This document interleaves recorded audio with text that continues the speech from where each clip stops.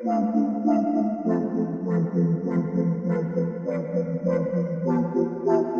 into the Film Guy Network. It's football season, which means I've got a film study for you.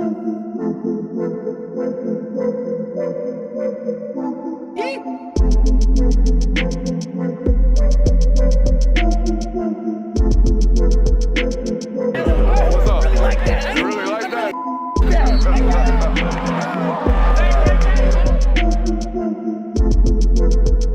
Let's shut up and grind some tape.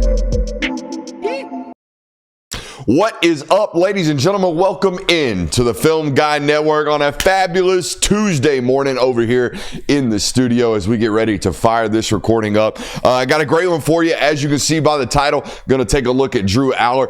Probably should have been in the mix with that premium quarterback film study that we went through.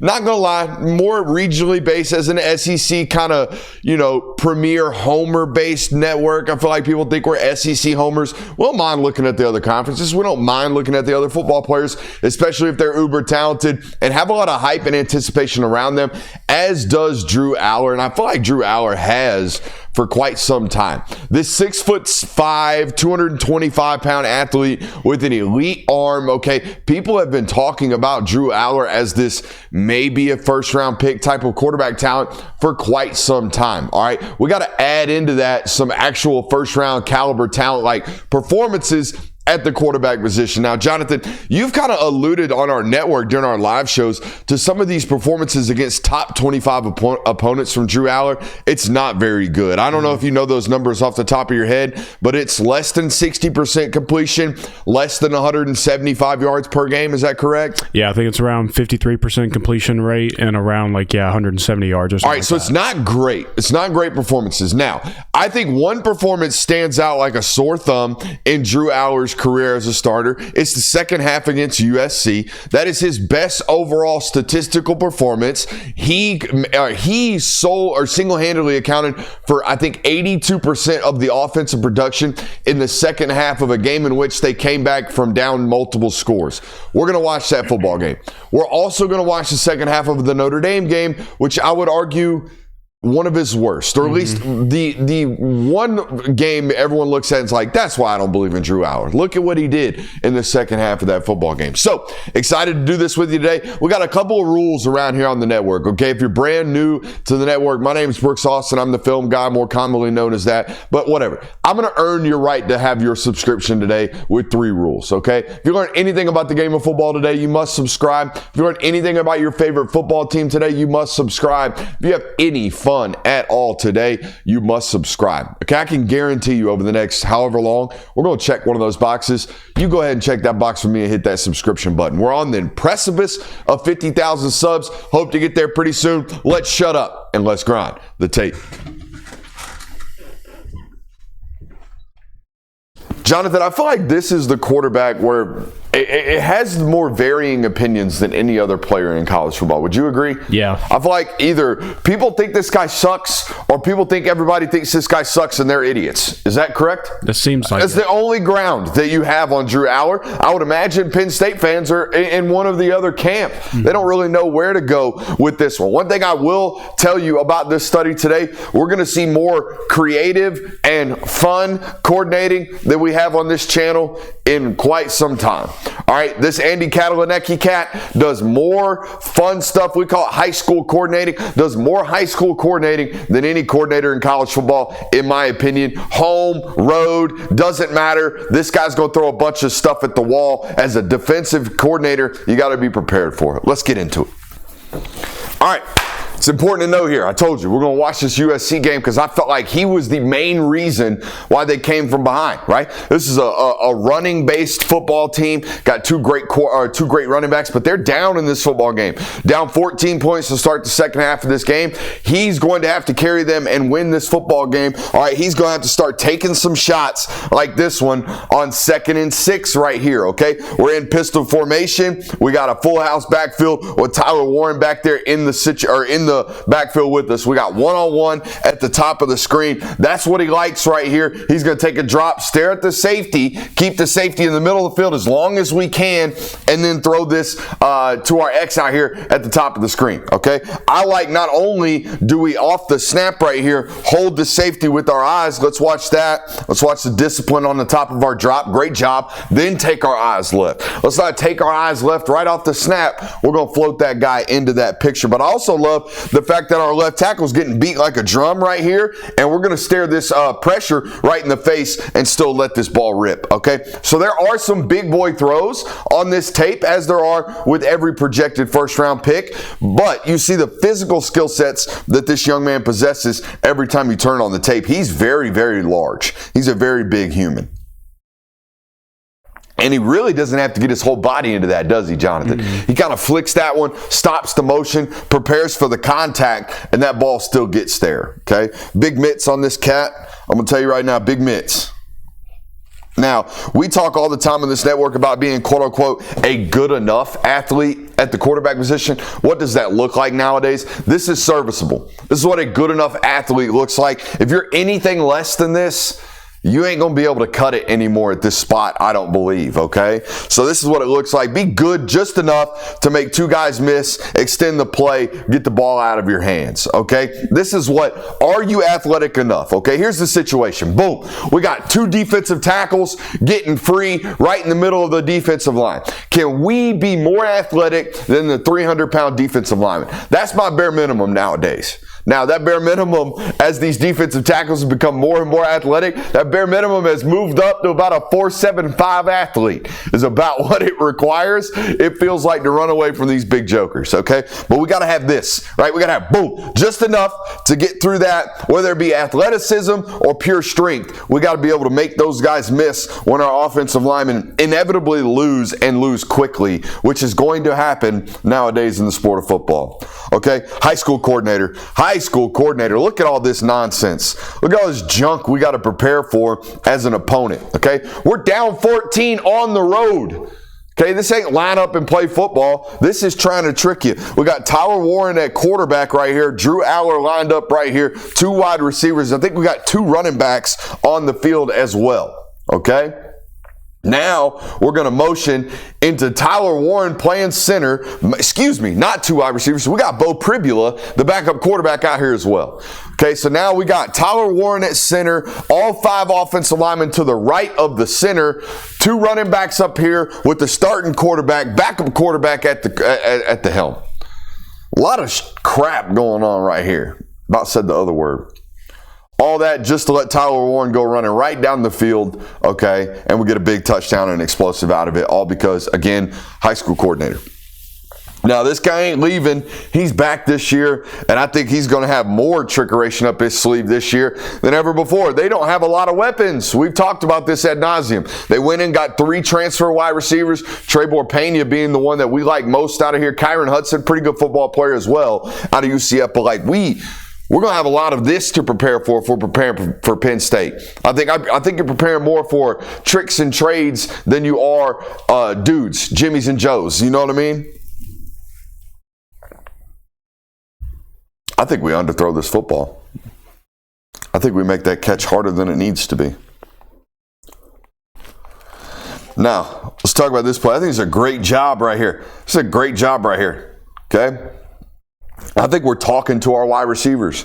Okay? One of our notes on the board over here, okay? Have eyes in front. It says it right here. Y'all can't see. Don't worry about moving the camera. It says it over there in our coachisms. Have eyes in front as a quarterback. What does that mean? We can see the defenders. When the wide receiver is turning back towards the line of scrimmage and looking at the ball, he can't see those dudes around him. We can. Let's have eyes in front of our wide receivers. So we got a switch release up here. All right, we got somebody clearing out and somebody running this hitch right here. I love this ball from Allar. We're going to throw this wide receiver right here on this sail route. Excuse me. We're going to throw this wide receiver flat. We're going to sit him right here in this spot instead of running him into that corner. Watch this ball here from Allar again with pressure in his face. Going to turn that guy back away from those defenders. Give him an opportunity to continue to run after the catch. I love that ball placement.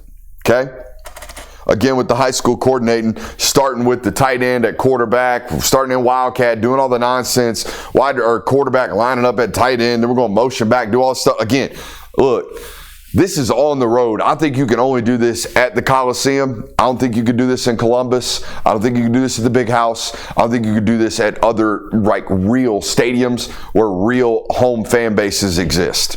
Okay, we can't do all this fancy, funky nonsense when we're on the road in real environments. We're going to create false starts. He can rip it, though. I love that we stopped that ball carrier right there. OC really cooking. That's what the notes say right here. OC's really cooking. I don't doubt their ability to do this, okay? I don't doubt their ability to do this. We got a wide tight end, our best player running naked down the middle of the field, okay? They're going to do this consistently. Catalanecki's going to do this consistently. My question to you, quarterback, is why are we throwing that bad of a ball?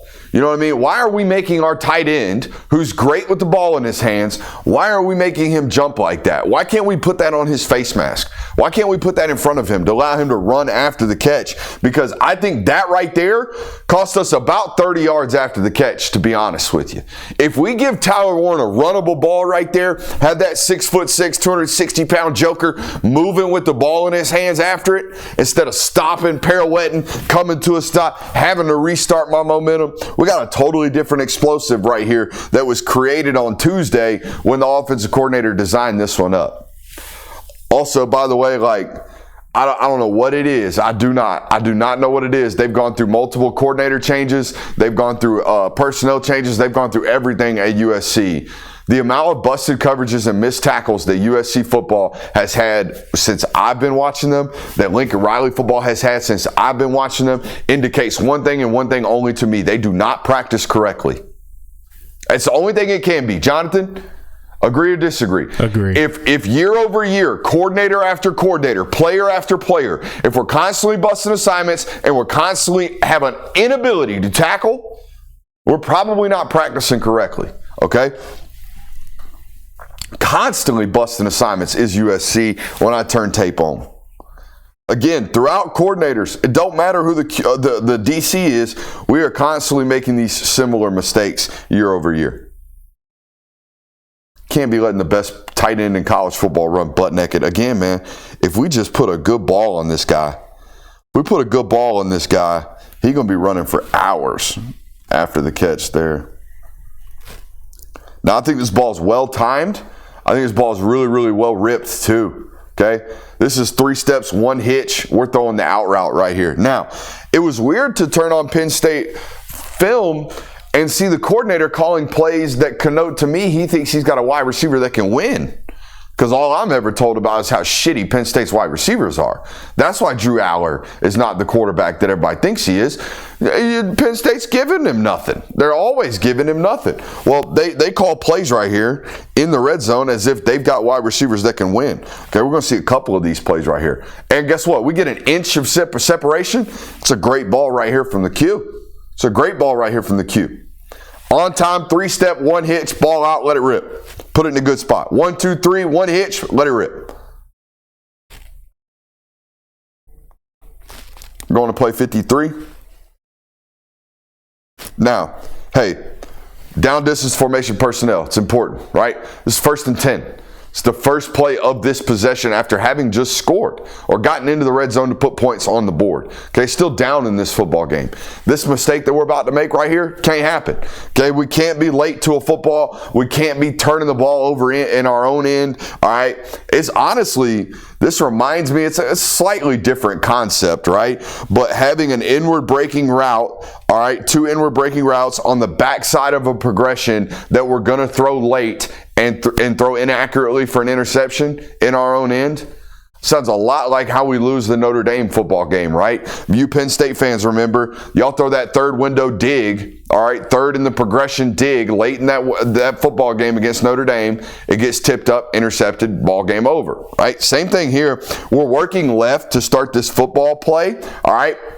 he's looking at this slot receiver, in my opinion. That's where our eyes are going. Agree or disagree right here, Jonathan? Mm-hmm. I think our eyes are working that option route. For some reason, right now on 1st and 10, I'm going to tell you to rip that football and throw it. I know the corner's squatting right now. That's why you're moving off of it. However, when we come back over here, we can't throw that ball late. Because when we do, that corner's going to pick that football off, which is exactly what he does. Okay? These are, I believe, Jonathan, this will be his 3rd year starting at Penn State. Yes. Is that correct? Will you double check that for me? I feel like we're really, really late here. We can't throw this football. We got to eat this on 1st and 10.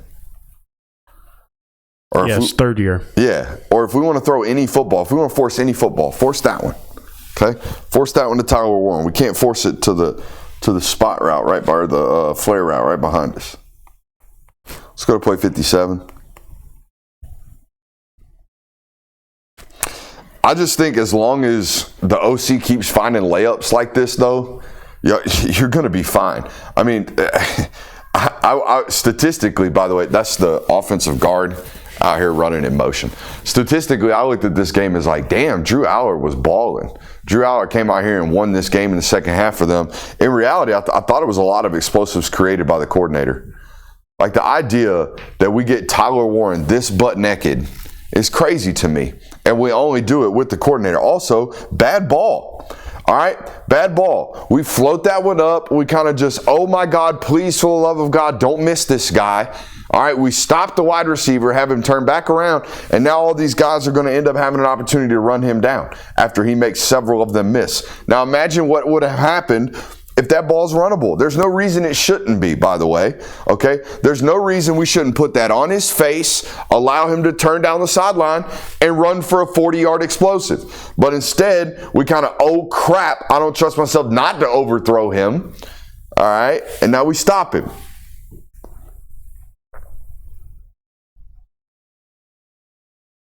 See what I mean with the confusion, dude? We got five offensive linemen in the mix right here. We're going to bring a sixth in motion over here and then throw to the tight end.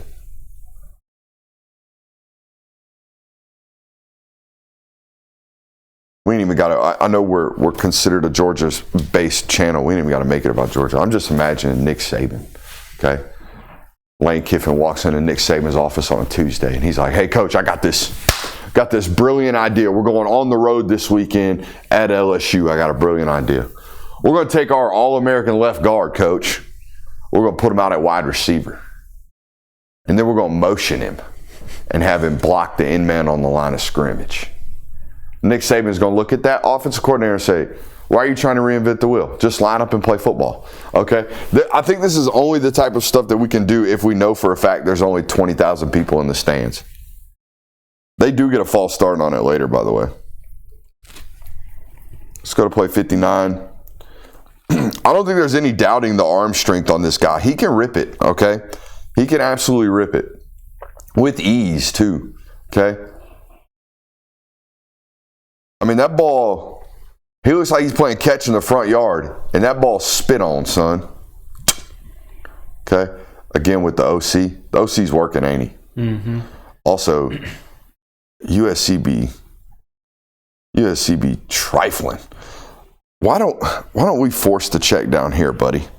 You know, if we're gonna have a dead zone anywhere, why not make it in front of us and rally and tackle the football? Let's not let the best tight end in the world in college football run by our face into an open void. It's just a bad idea. But coach, I got flat. Let's play football. It's a good spot to be in right there. We love the freeze frame around here with the quarterbacks. It's a good spot to be in. I think we'd be a little less locked out in our front knee. All right? I think we could be, but that's about as good as it can get right there from a freeze frame photo. And then after release, that's as good as we can stop the energy. Okay? Our left hand did not move at all, did it, Jonathan? Mm-mm. Our front side didn't move hardly at all. We're controlling that energy. We're controlling that impact. You see the whip, too, come off of his fingertips right there? That's good mechanics, guys. Watch the whip through his body. Oof. He's got it. All right, we're going to flip over and watch the second half of this Notre Dame game. I'm going to show you some of the things that we can definitely clean up. All right, so a couple of things that you need to know, especially if you're a Penn State fan coming to this channel today. There are certain things I think you need to know, like this. This, for example, in my opinion, is just not going to be in the playbook or not available to you unless you manufacture it elsewhere. 2nd and 7, I believe first possession of the second half for them offensively, okay? And we're going to throw this ball 2 yards beyond the line of scrimmage and damn near pick up a first down because of who we're throwing it to, right? You just don't have these types of football players available to you. Okay, so this ball that's thrown 2 yards beyond the line of scrimmage is going to end up damn near a first down. We're going to end up in 3rd and 1. Okay, so on 2nd and 7, we're going to have a 2-yard route and end up in 3rd and 1. You only have that happen if you have a special player on the other end like this right here. Watch. Okay, these don't convert like they do next year. Where, like this year, buddy, we might be in 3rd and 6. And that's a total different play call for us than on 3rd and 1. We're a totally different offense on 3rd and 6 than we are on 3rd and 1. Okay, so that you're not just replacing the box score or how many yards Tyler Warren had last year. It's the focal point of the offense. It's the get you out of jail for free cards that you have in terms of play calling ability that you just don't have available to you this year. Okay? Again, with the high school stuff, like, we're going to confuse as many people as we possibly can by just alignment. Let's go to play 43. This is what I mean when I say excuse me, we're looking at the wrong notes. We're going to play 45. Now, I think personally, because I know the coordinator is this good, when I studied Penn State last year going into football games, like, hey, just take away 44, you'll be all right. But so many teams had problems doing that because the coordinator did such a good job hiding him everywhere, right? Moving him all over the place, designing opportunities for him to win. I have no doubt that Andy Catalanecki can do the same exact things for Nick Singleton, for Kaytron Allen. I think he's going to have to. I think they're the most explosive options for this offense, even in the passing game. So how many different ways can we create run after the catch opportunities for our ball carriers this year, like this one right here? All we're doing is forcing a miscommunication, right? We're going to force this kind of pseudo stacked alignment. Number 8 thinks he's about to take the outside man, and he's trying to tell this point man, hey, take 44 across with you. However, it doesn't get communicated. Now we got 2 D's in 1 hole, as we say on this network, okay? Because we've had a lack of communication. Now we have number 44 running into the middle of the field, wide ass open. This only happens through coordinating and forcing the miscommunications. I have no doubt Catalanecki is going to be able to do the same exact type of thing this year. The difference is we got to design this explosive for Kaytron Allen. We got to design this explosive for Nick Singleton because 44 is no longer on the roster. I think it's a big boy throw right here. Okay. I think it's a big boy throw. Let's take a look at the play, see what actually happens. Again, trying to force that stacked release right here, right, guys? Trying to get that created, trying to force some miscommunications right here with the defensive backs, and they do somewhat create it. All right, there is an issue passing this off. Now we got Tyler Warren running. Now, this is the design, this is the call, this is who I want you to throw this football to. All right, but when we run this play all week during practice, we do not account for that underneath defender that has now started to play football. That's Jack Keisner. That's a very experienced college football player. He saw run play action. I bet he didn't just bail. I bet he turned and run to the spot right here. Yep. And then turned around and got into it. All right, it's a very good football player. We got to throw over him. We got a touch ball right here. We got to throw this with some layering. It's like really, really, really good football. Not to mention, this guy's running away from us, okay? So we got to be able to throw this with good touch and put it in front of him so he can continue to run after the catch. It's a great job right here.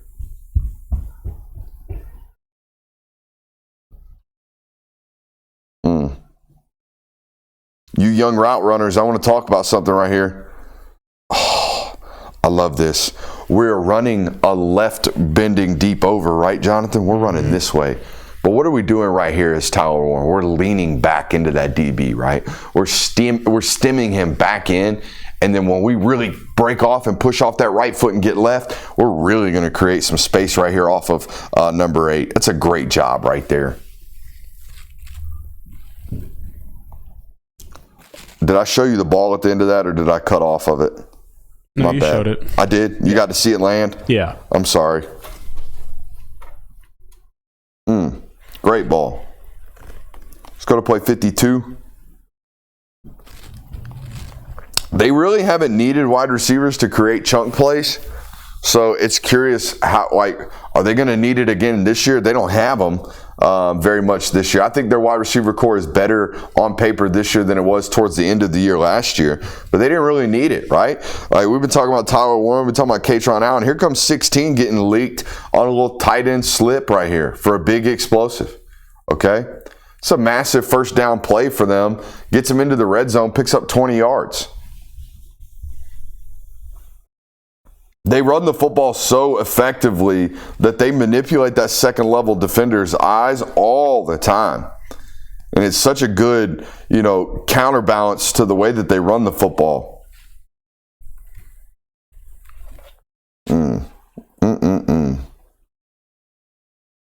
I think we're floating in our drop. This is something we pointed to when we watched them, after this game. I think we watched this Notre Dame film right afterwards, didn't we, Jonathan? Mm-hmm. And we kept noticing just how bad he floats in his drop, right? When we take a 3-step drop, we want to take it right here. That way everybody knows where our launch point is. Okay, we're building that umbrella. We know where the cue's at. Now, the worst thing we can do is float. Unless we know we have a free hitter, somebody coming off the edge that we know we have unaccounted for, right? I understand floating. But when we have a standard pocket and we take our 3-step drop and our 3-step drop ends us over here, we've jacked everybody up. Okay, we've jacked everybody up. We've jacked the timing of the offense up. We've jacked our lower body mechanics up. We've jacked everything up. So when the result comes out inaccurate, we can't be surprised. Do you see how floaty we are right there? Look at our foot up in the air right now as we go try to throw this football. Also, did we see our lower body continue to slide to our left right here? Look at that. Look at everything moving on us as we go to rip this little underneath drag route. Well, yeah, we're going to miss it. We're going to throw it way out in front of him by a foot, okay? All just because we're not quite disciplined as we should be 2 years into a starting career. Okay, take your drop, buddy. We ain't got to float like that. Take your 3-step drop. Read the defense like you're supposed to. Get your eyes on your target. Get your lower body planted to him. Don't float through your reads, all right? Don't float through your cut. Don't float through your motion. Stick your feet in the ground and let it rip.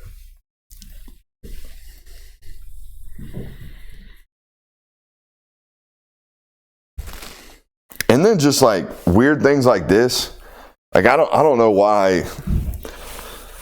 I think we thought we had a layup touchdown and we just thought we could put the ball up in the air like this. I don't know what we're doing. I don't know if we should be throwing that football. He's basically triple covered in recovery mode. He's got to step on him, but if he's got to step on him, we got to throw him like he's got to step on him, right? Why don't you throw this ball up for grabs? They got 3 defenders right there. I just thought this ball was a little bit questionable because we let that thing hang for a long time, and I think we get intercepted right here. I think this ball's got to be put on him. Almost like that ball he missed or had him jump for earlier in the football game on that tight end up and or wheel down the sideline. We got to put this on his face. We can't do that. We got to put that on his face. Doink, interception, Jack Kaiser. I mean, that ball's 3 yards underthrown. Just weird stuff like that pops up every once in a while. What are your thoughts on that, dude? I think that, the issues that you see on tape, they're fixable.